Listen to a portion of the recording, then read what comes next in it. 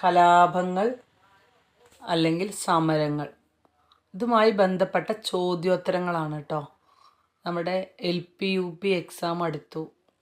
അപ്പോൾ കേരളത്തിലെ കലാപങ്ങൾ എന്നുള്ള ഭാഗത്ത് നിന്ന് വരാൻ സാധ്യതയുള്ള എല്ലാ ചോദ്യങ്ങളും ഉൾപ്പെടുത്തി തയ്യാറാക്കിയ വീഡിയോ ആണ്.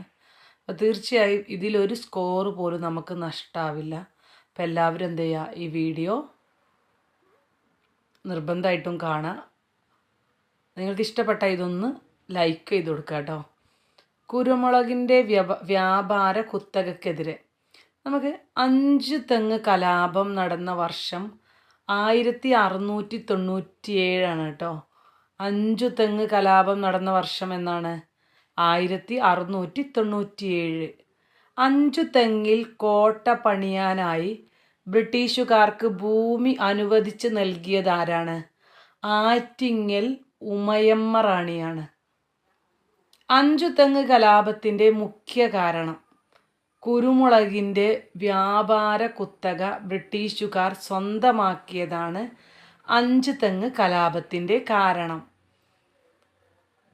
ബ്രിട്ടീഷുകാർക്കെതിരെ നടന്ന ആദ്യ കലാപം എന്ന് ചോദിച്ചാൽ 5 തെങ്ങ് കലാപവും, എന്നാൽ ബ്രിട്ടീഷുകാർക്കെതിരെ നടന്ന ആദ്യ സംഘടിത കലാപം എന്ന് ചോദിച്ചാൽ ആറ്റിങ്ങൽ കലാപമാണ് കേട്ടോ. അപ്പോൾ ഇതാരും മാറരുത്. ബ്രിട്ടീഷുകാർ ആധിപത്യത്തിനെതിരെ കേരളത്തിൽ നടന്ന ആദ്യത്തെ സംഘടിത കലാപം എന്ന് ചോദിച്ചാൽ ആറ്റിങ്ങൽ കലാപം. ആറ്റിങ്ങൽ കലാപം നടന്ന വർഷം 1721 ആറ്റിങ്ങൽ കലാപം. ആറ്റിങ്ങൽ എന്ന് പറഞ്ഞ സ്ഥലം എല്ലാവർക്കും അറിയുന്നുണ്ടാവും. അത് ജില്ല ഏതാണ്? തിരുവനന്തപുരമാണ്. ആറ്റിങ്ങൽ കലാപം നടന്ന ജില്ല തിരുവനന്തപുരം. ഇതായിട്ട് ബന്ധപ്പെട്ട് എന്തെങ്കിലും അറിയാത്തവുണ്ടെങ്കിൽ എഴുതി വെക്കുക. ഇമ്പോർട്ടൻ്റ് ക്വസ്റ്റ്യൻസ് മാത്രം ഉൾപ്പെടുത്തി തയ്യാറാക്കിയതാണ്. ആറ്റിങ്ങൽ കലാപത്തിൽ വധിക്കപ്പെട്ട ബ്രിട്ടീഷ് വ്യാപാരി തലവൻ ഏതാണ്?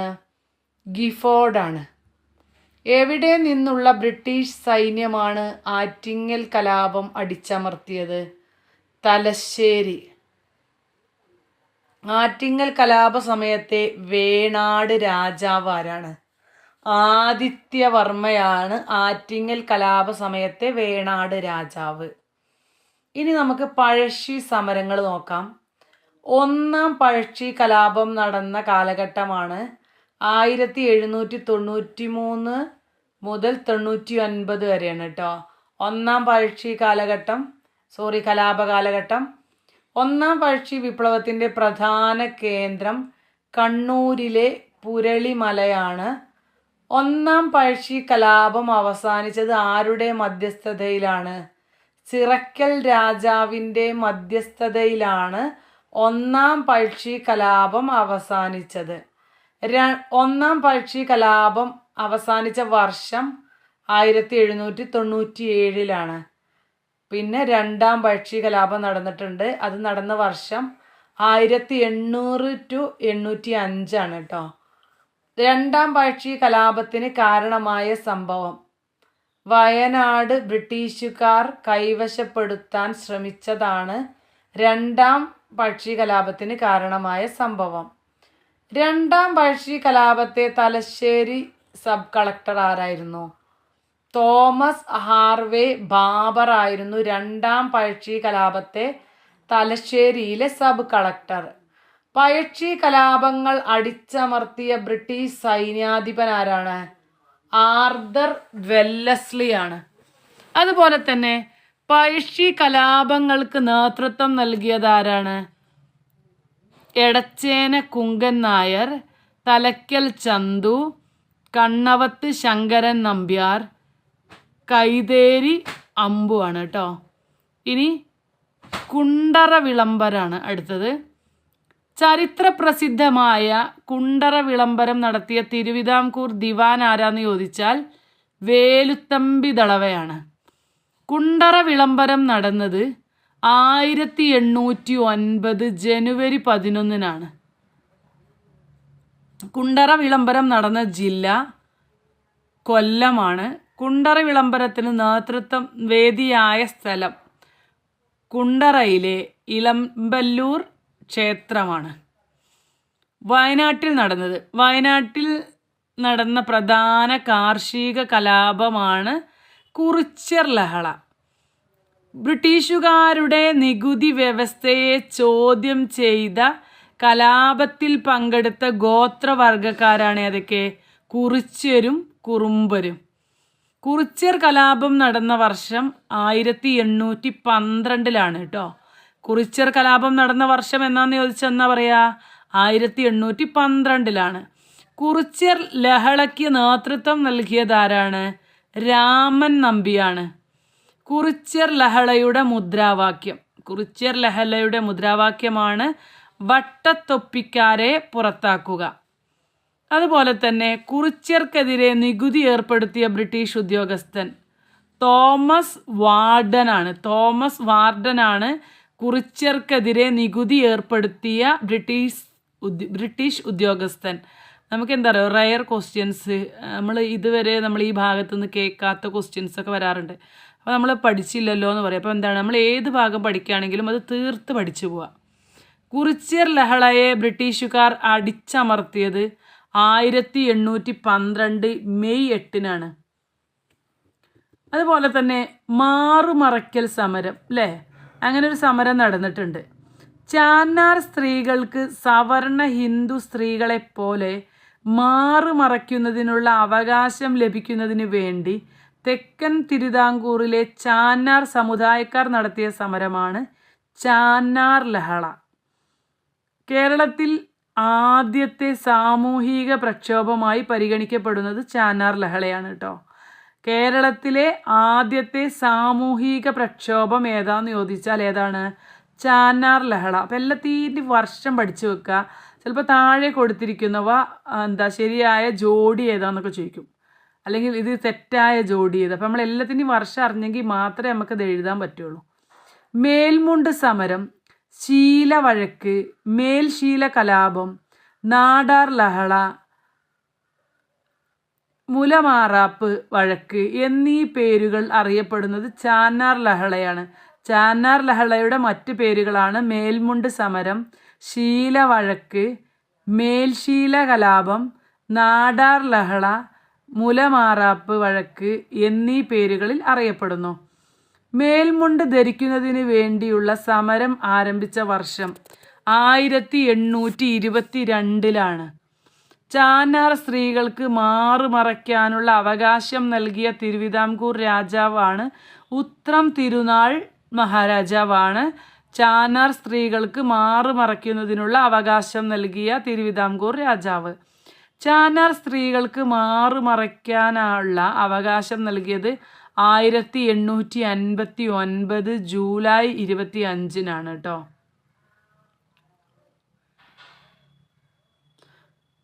ചാന്നാർ കലാപത്തിനു പ്രചോദനമായ ആത്മീയ നേതാവ് വൈകുണ്ഠസ്വാമികളാണ് ചാന്നാർ കലാപത്തിന് പ്രചോദനമായ ആത്മീയ നേതാവ്. മലയാളി മെമ്മോറിയൽ സമർപ്പിച്ചത് ഏത് തിരുവിതാംകൂർ രാജാവിനാണ്? ശ്രീമൂലം തിരുനാളിനാണ്.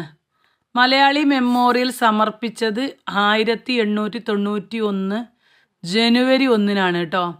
മലയാളി മെമ്മോറിയലിന് നേതൃത്വം നൽകിയ വ്യക്തി ബാരിസ്റ്റർ GP പിള്ളയാണ്. മലയാളി മെമ്മോറിയൽ ഒന്നാമത്തെ ഒപ്പ് രേഖപ്പെടുത്തിയ വ്യക്തി KP ശങ്കരമേനോൻ. മലയാളി മെമ്മോറിയലിൽ രണ്ടാമത്തെ ഒപ്പ് രേഖപ്പെടുത്തിയത് ബാരിസ്റ്റർ GP പിള്ളയാണ്. മലയാളി മെമ്മോറിയൽ മൂന്നാമത് ഒപ്പുവെച്ചത് ഡോക്ടർ പൽപ്പുവാണ്.